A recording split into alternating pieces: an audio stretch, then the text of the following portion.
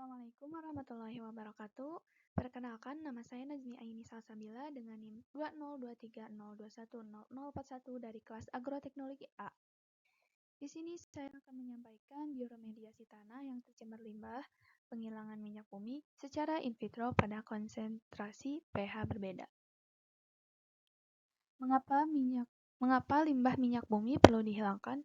Yang pertama, jika tidak dihilangkan, kemungkinan akan terjadinya peningkatan pengolahan minyak bumi, sehingga dapat memiliki dampak yang buruk.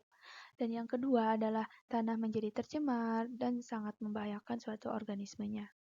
Dan yang ketiga, maka dari itu perlu menciptakan teknik pengelolaan limbah. Berikut adalah gambaran di mana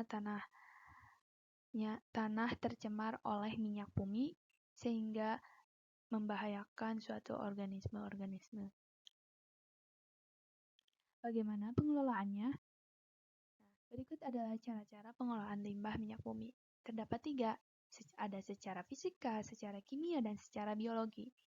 Secara fisika itu dalam bentuk penyaringan, penyerapan, dan pembakaran.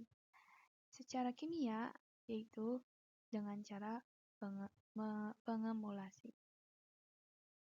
Dan yang ketiga adalah secara biologi yaitu bioremediasi. Namun cara yang efektif adalah secara biologi yaitu bioremediasi. Bioremediasi adalah teknik pengelolaan limbah minyak bumi secara biologi yang efektif karena murah dan ramah lingkungan.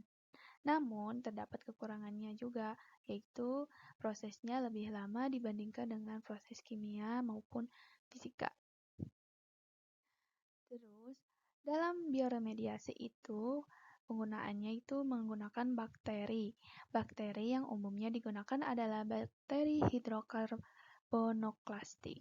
Bakteri ini memiliki kemampuan yang mendegradasi senyawa hidrokarbon yang terdapat dalam limbah tersebut. Karakteristik mikroorganisme hidrokarbonoklastik. Yang pertama, menghasilkan oksidasi yang signifikan. Kedua, memiliki mekanisme untuk menggunakan kontak antara permukaan sel mikroorganisme dengan yang tidak larut dalam air.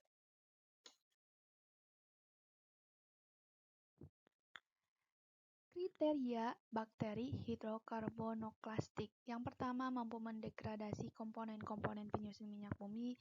Yang kedua, stabil secara genetis. Yang ketiga, memiliki viabilitas yang tinggi selama penyimpanan. Dan yang keempat, masih memiliki laju pertumbuhan yang tinggi selama penyimpanan. Yang kelima, memiliki aktivitas enzimatik dan pertumbuhan yang tinggi di lapangan. Dan yang keenam, tidak bersifat patogen. Yang ketujuh, tidak menghasilkan senyawa toksik. Bioremediasi juga memiliki pengaruh dari faktor fisika dan kimia terhadap biodegradasi hidrokarbon antara lain komposisi dan struktur kimia hidrokarbon, konsentrasi hidrokarbon, suhu, oksigen, salinitas, pH, nutrisi, cahaya, dan tekanan osmotik. Berikut adalah sebuah data sebagai fakta di mana tingkatan degradasi yang terbaik itu adalah pada pH 7,5. Selanjutnya ada tingkatan degradasi TPH dan COD pada proses bioremediasi dengan konsentrasi pH berbeda. Terus di sini terdapat juga data di mana tingkat degradasi senyawa hidrokarbon dari hasil optimasi terbaik setelah 7 minggu bioremediasinya. Selanjutnya ada total plateau count and laju pertumbuhan pada proses bioremediasi dengan konsentrasi pH berbeda.